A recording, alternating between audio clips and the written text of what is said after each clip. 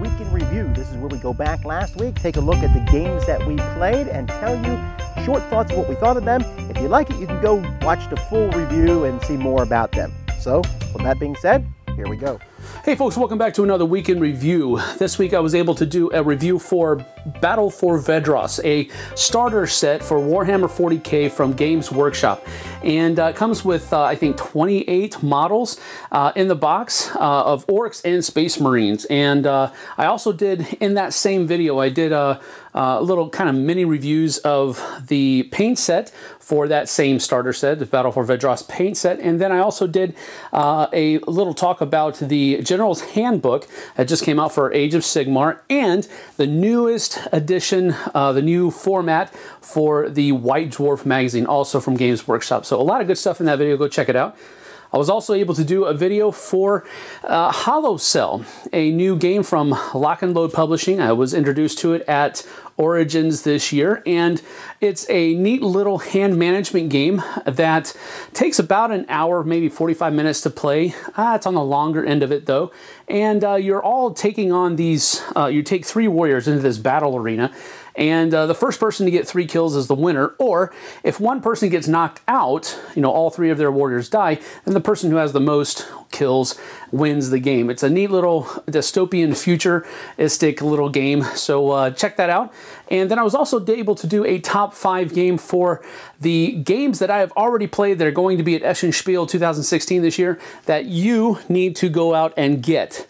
Or at the very least, you need to give it serious thought to go purchase them. So those are the videos I did this week. See you on the flip side. Hey everybody, Z Garcia here. Last week I did 3 video reviews and I did a few other videos as well. Let me show you what I'm talking about. I reviewed 3 expansions for Thunderbirds, a game I like very much, a cooperative game from Matt Leacock. And this one here is Tracy Island, which adds a couple of new characters, some new cards, and feels largely like an upgrade pack, more plastic miniatures, things like that. I like it very much.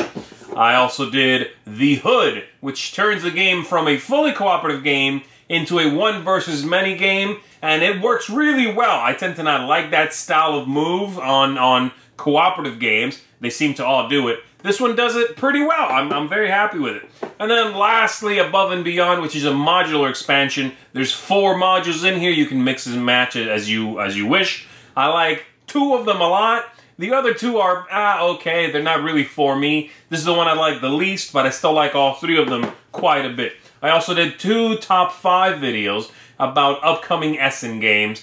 Top 5 quirky games, top 5 cool and original themes. Go check that out. And I also did a video with my thoughts on the West Texas Tabletop Convention. So go see that. We've been there, Sam Healy and myself, both years they've run it now. So I did a little bit of a compare contrast and just an overall view of the convention. We also had a new Blender come out this past week, so check that out as well. And that's it for me. I will see you next time.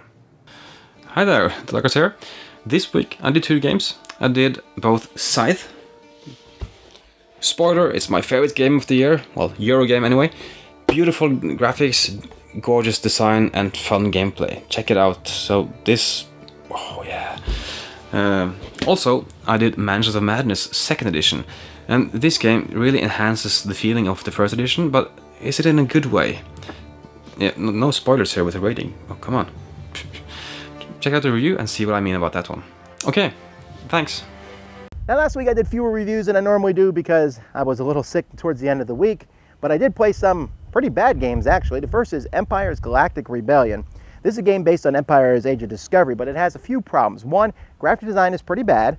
2, it's huge and you can barely fit it on the table. And 3, and this is the biggest problem of all, there's a galactic war at the end where you pull cubes from a bag so many times it's a very tedious, unfun finish to the game, which actually I would have rated the game an 8 probably otherwise.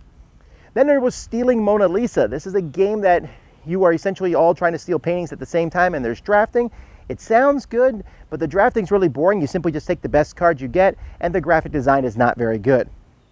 Golden Sails is from Hobby World. This is an excellent game in which each card is one of 5 different goods, and you decide what the goods are, and then players will take one of the goods, and then you're just trying to collect sets of them. It's a little more There's maybe too much on each card, possibly, for this to be a great game, but it's a pretty solid game. That's Golden Sails. Super Vampire. This is a kid's game from Queen where you put on a vampire figure and you're just moving things along rafters without making it fall off. That's pretty much the whole game, but a lot of fun for kids. Spooky Castle is another fun kids game where you have the stick with a magnet on and you are blindfolded trying to grab treasures in a castle, and other players are going to be telling you the directions, but you're blindfolded and can't see. So it's a good teamwork, cooperative game. And this is also from Queen Games. And then finally, Allegiance Realm Divided. This is another Magic the Gathering style game in which you take a character and fight someone else. Each character has a ton of abilities. It's like they took the Planeswalkers from Magic the Gathering and really beefed them up. It's a very solid, good game. It's all contained in a box too. You're using the same deck of cards. You don't build your own deck. So in some ways it's better than Magic the Gathering. In other ways maybe not quite as good, not as much depth, but it's still a very solid game. That's Allegiance Realm Divided. I also did a few other videos last week and we talked a lot about Essen previews, so you can check out all those videos. Anyway, thanks for watching Week in Review. I'm Tom Vassell and this has been The Dice Tower.